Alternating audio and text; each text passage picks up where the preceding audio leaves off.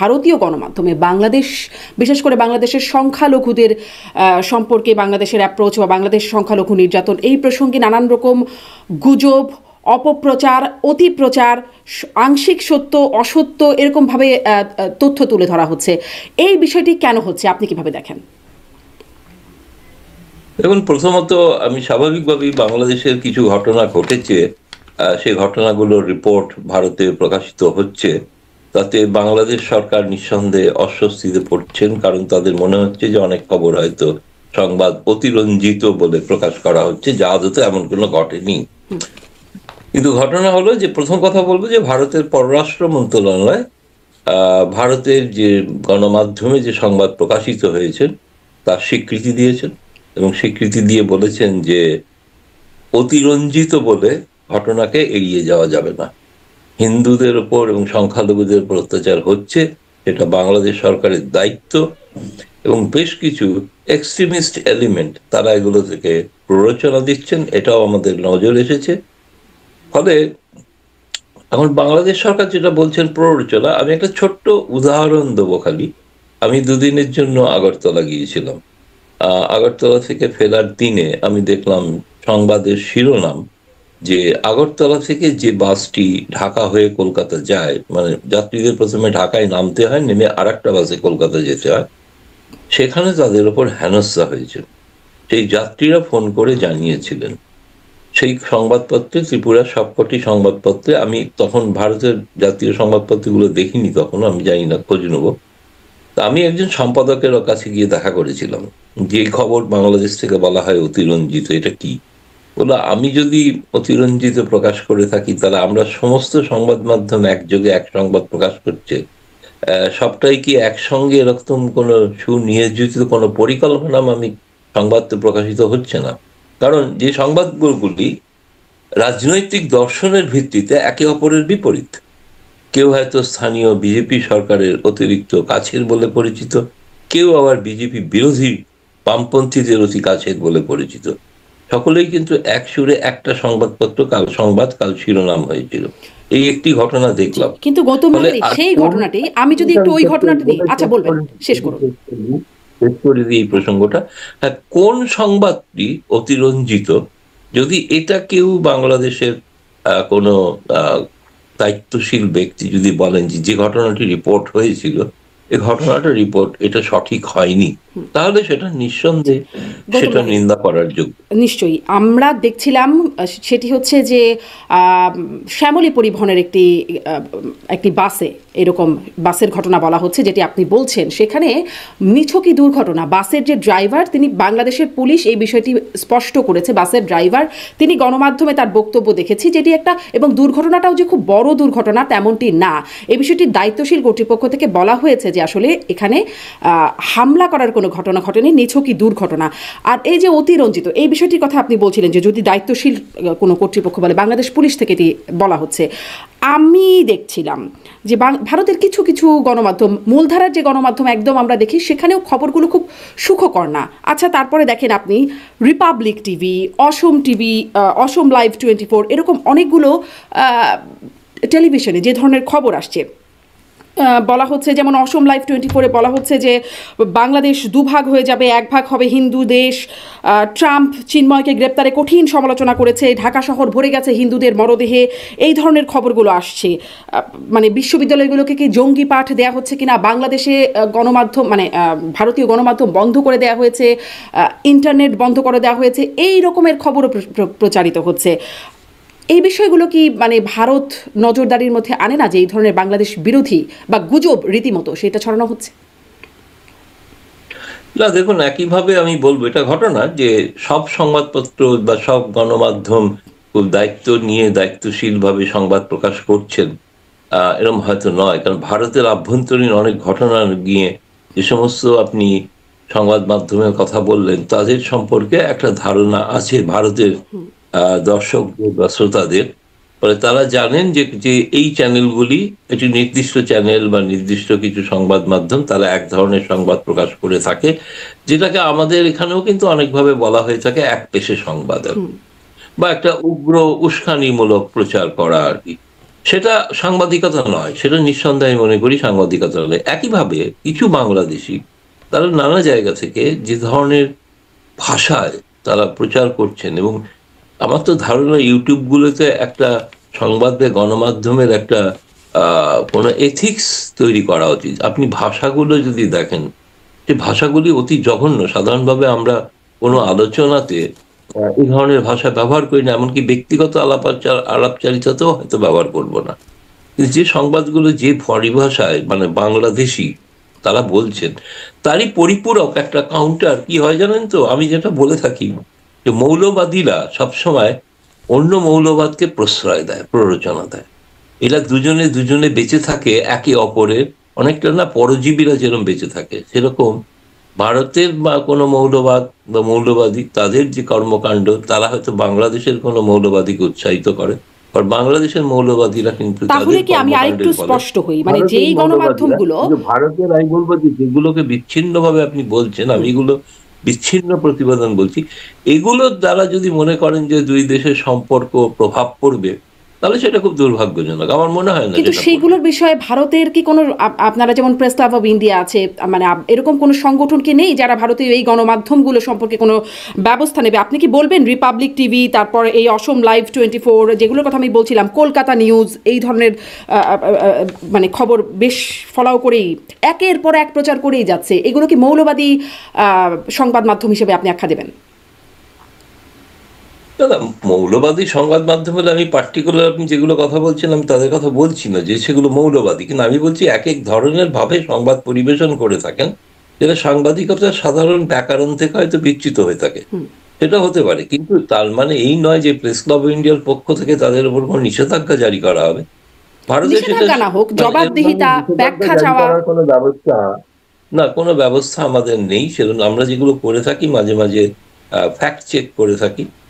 Fact চেকের মাধ্যমে কোনো সাংবাদিকদের প্রশিক্ষণও দিই আমরা, যে ফ্যাক্ট চেক করুন তারা, প্রকৃত সংবাদ যেটা সেটাকে তারা সঠিকভাবে পরিবেশন করুন। কিন্তু আমি এক্ষেত্রে বলবো পাঠক বা দর্শক, আপনি জানেন কিনা হয়তো জানি না, যে এগুলোর অনেকাংশের কিন্তু পাঠক বা দর্শক কিন্তু খুব যে প্রবলভাবে বেড়ে যাচ্ছে বা আগ্রহ বোধ করছে, একটা নির্দিষ্ট মানসিকতার মানুষ সেগুলোকে দেখেন এবং তারা মনে করেন সঠিক। কিন্তু আবার বহুলাংশে আমি জানি, আপনি যেগুলোর কথা বললেন, আমি আমি নিজের কথা বলতে পারি যে আমি নিজে সেগুলো দেখি না। আমি বা আমার যারা পরিচিত সহকর্মী, আমার মনে হয় না তারা কেউ দেখে। আপনি যে খবরটির কথা বললেন, মানে শ্যামলী পরিবহনের উপর হামলা, এই যে খবরটির কথা আপনি জানছিলেন, আপনি সম্পাদকদের সাথে পরিবহনের হামলা নয়, না না না, হ্যাঁ হ্যাঁ খবরটি সেভাবে একটু বেরোয়। স্পষ্ট করেন। খবরটা বেরিয়েছে যে যাত্রীদের ওপর হেনস্থা করা হয়েছে, যাত্রীদের হেনস্থা।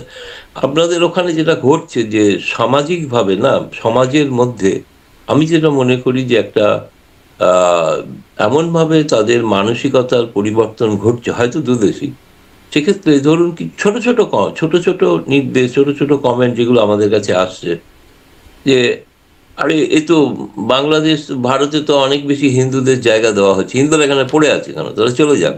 এরকম আশেপাশে ছোটখাটো কতগুলো ঘটনা সমাজে, কিন্তু আমি বলবো যে এই আপনাদের ছাত্র আন্দোলন বা ছাত্র বিক্ষোভ কি বিপ্লব যাই বলে থাকুন না কেন, যে কোনো ছাত্র আন্দোলন বিপ্লবের একটা সময়সীমা থাকে, বেশি দিন টেকে না, কোথাও টেকেনি, টিকবেও না। কিন্তু এর ফলে যে সমাজে যে বিষ বাষ্প যে তৈরি হচ্ছে, তাতে মানুষকে প্ররোচিত করছে এবং মানুষকে খুব সহজেই, যারা আমি বলবো যে বিশেষ করে আপনি হয়তো দেখবেন যে খুব উচ্চ শিক্ষিত মানের মানুষের থেকেও আরেকটু নিম্ন শিক্ষিত মানুষেরা প্রভাবিত হন, এবং তারা সেই ধরনের ধারণায়, ভারতেও আছে, তারা সেই ধরনের বিশ্বাস করতে থাকেন সেগুলো আর কি। এক ধরনের অন্য মানুষকে মানবিক দিকটা না দেখে তাকে ধর্মের ভিত্তিতে দেখা, কোনো মানুষের পরিচয় যদি হয় যে ধর্মের ভিত্তিতে, তাহলে সেখানে এই ধরনের ঘটনা কিন্তু ঘটে থাকে এবং ঘটছে। বাংলাদেশে কিন্তু ঘটছে, তো ঘটছে না যে তা না। আমার বহু পরিচিত হিন্দু মুসলমান দুই ধরনের বন্ধুই আছেন, সাংবাদিকতার বাইরেও আছেন, তাদের কাছ থেকেও শুনছি একটি কথাই খালি শুনতে পাই, আমরা ভালো নেই, আমরা ভালো নেই। জি, সেখানে অবশ্য এই ভালো না থাকার বিষয়টি নিয়ে আমি আরেকটু কথা বলবো পরে। একটু মনেই রাখলাম যে আমরা ভালো নেই, সেই বাক্যটি নিয়ে আমি আরেকটু কথা বলতে চাইবো।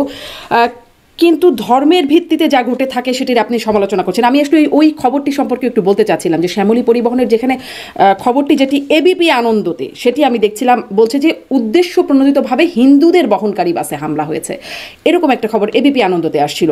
আর এবং বিষয়টি স্পষ্ট করা হয়েছে বাংলাদেশের মিডিয়া থেকে, বাংলাদেশের পুলিশের পক্ষ থেকে, এবং সেই পরিবহনের যিনি চালক ছিলেন তিনি বলেছেন এটি আসলে একটা খুব মাইনর একটা দুর্ঘটনা, এবং ভ্যান চালক এবং বাস এর চালক দুজনের সাথেই পরে পুলিশের কথা হয়েছে এবং বিষয়টি পরে মিটমাটো হয়ে গেছে।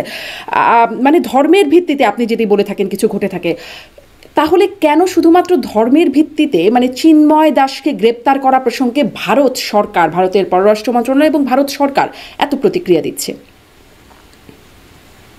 না, প্রতিক্রিয়া দিচ্ছেন তার কারণ হচ্ছে যে তাকে যেভাবে গ্রেপ্তার করা হয়েছে, তিনি ধরুন তিনি ওখানে বাংলাদেশে থেকে কি ধরনের কর্মকাণ্ড বা কাজকর্ম চালান মূলত সেটা আমরা সকলেই জানি। এবং এমনকি এটাও জানি যে শেখ হাসিনাও যখন ক্ষমতায় ছিলেন তখনও চিন্ময় দাসকে নিয়ে অনেক বিতর্কিত বিষয় সরকারের নজরে এসেছিল। কিন্তু তার কর্মকাণ্ডের মধ্যে যে পরবর্তীকালে তিনি বাংলাদেশে এই পট পরিবর্তনের পর তিনি যে সেখানকার হিন্দুদের উপর যে ঘটনাগুলো ঘটছে সেটা নিয়ে তিনি তার প্রচার শুরু করতে পারেন এবং তিনি অত্যন্ত জনপ্রিয়তাও লাভ করেছেন এই মুহূর্তে। এবং আমি বলবো এটা বাংলাদেশ সরকারের কৃতিত্ব চিন্ময় দাসকে একটি হিন্দু নেতা হিসেবে প্রতিষ্ঠিত করে দেওয়ার জন্য। এবং সেই কারণে ভারতের যে ধরুন বর্তমানে যারা শাসক দল এবং ভারতের সাধারণ মানুষও, তারা তো অধিকাংশ সংখ্যাগরিষ্ঠ হলো হিন্দু। ফলে এবং যেহেতু 4000 কিলোমিটারের সীমান্তে একে অপরের প্রায় নিকটতম প্রতিবেশী, সেখানে যখন অন্য কোনো অত্যাচার, যেমন আমাদের এখানে যদি কোনো মুসলিমদের ওপর অত্যাচার হয় সংখ্যালঘুদের, সেটা বাংলাদেশে আমরা অতীতে দেখেছি প্রতিক্রিয়া ঘটেনি যে শেখ হাসিনার সময়ও ঘটেছে। বিশাল বড় বড় প্রতিবাদ সভা হয়েছে, প্রতিবাদ মিছিল হয়েছে, কারণ এই প্রতিক্রিয়া পড়বেই। সেটা ভারতে যেটা ঘটেছে, আমি বলছি না যে সেগুলো সঠিক ঘটনা ঘটেছে, আমি সেগুলো কোনো দায় অস্বীকার করছি না, আমি এগুলো বলছি না সেগুলো অতিরঞ্জিত, নিশ্চিতভাবে কিছু মানে ঘটনা ভারত সরকারের যে প্রতিক্রিয়া দেয়া সেটা কি খুব যৌক্তিক? একইভাবে বাংলাদেশে যখন ঘটনা ঘটে তার প্রতিক্রিয়া ভারতে হয়। এবং ভারতের সরকার যখন সংখ্যাগরিষ্ঠ মানুষ, তারা যখন দেখেন যে তাদের সংখ্যালঘিষ্ঠ তাদের ভাই বা পরিবার কোথাও অত্যাচারিত হচ্ছেন, আমি বলছি কোট আনকোট অত্যাচারিত হচ্ছে, তখন তার একটা প্রভাব এখানে পড়ে, যে কারণে ভারতের পররাষ্ট্র মন্ত্রণালয়কে সেই কারণে এই প্রথম অনেকদিন বাদে, প্রথমে এটা আভ্যন্তরীণ ঘটনা বলা হতো, তারপরে তারা কিন্তু ধীরে ধীরে মুখ খুলছেন। এবং দুটি ঘটনা আপনাকে তো আগেই প্রথমে বললাম, তারা বলেছেন সংবাদগুলি অতিরঞ্জিত নয়, অতিরঞ্জিত বলে সরকার দায় এড়াতে পারে না। তৃতীয়ত বলেছে যে উগ্রপন্থা চরমপন্থারা এটা প্ররোচনা দিচ্ছে, বলেননি যে সরকার প্ররোচনা দিচ্ছেন। আমিও মনে করি না যে ঘটনা ঘটছে তাদের সরকারের পক্ষ থেকে বলা হয়েছে যে হিন্দুদের উপর এরকম অত্যাচার করো, তা হয়তো নয়। কিন্তু আমার এখানে একটু সমস্যা হয়েছিল যে বিদ্যুৎ বিভ্রাট ঘটে গিয়েছিল, তো ফলে সংযোগ পুনরায় চালু হওয়ার পরে আবার চালু হয়েছে আর কি। তা আমি যেখান থেকে শেষ করছিলাম সেটা হচ্ছে আমার ধারণা বাংলাদেশের সমাজ একটা মেরুকরণে বিভক্ত। সেই মেরুকরণটা হচ্ছে যে বাঙালিওয়ানা এবং ইসলাম মধ্যে কোথাও অগ্রাধিকার কেউ দেন, একটা বড় অংশের মানুষ দেন। প্রথমে তাদের পরিচয় তারা হচ্ছে ইসলাম ধর্মে বিশ্বাসী, পরে তাদের বাঙালি জাতিসত্তা। এই দ্বন্দ্বের কারণে সমাজে দীর্ঘকাল ধরে ধরুন একটা বিশেষ করে 75 থেকে 91 সাল পর্যন্ত যে সমস্ত সরকার প্রতিষ্ঠিত হয়েছিল, তারা কিন্তু এই ধরনের শক্তিগুলোকে তারা মদতও দিয়েছেন।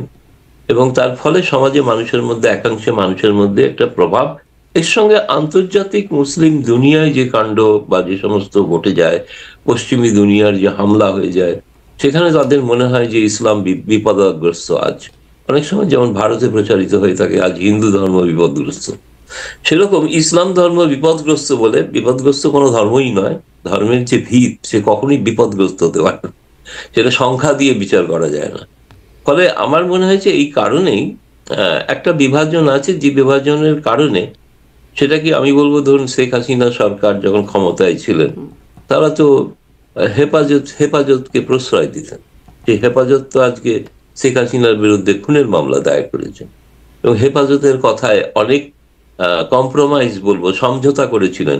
পাঠ্যপুস্তক থেকে অনেক কিছু বিষয় তথাকথিত হিন্দু সংস্কৃতি বলে বাদ দেওয়া হয়েছিল, শেখ হাসিনা সরকার মেনে নিয়েছিলেন। সুপ্রিম কোর্টের সামনে থেকে ভাস্কর্য হটাতে বাধ্য হয়েছিলেন তাদেরই চাপে।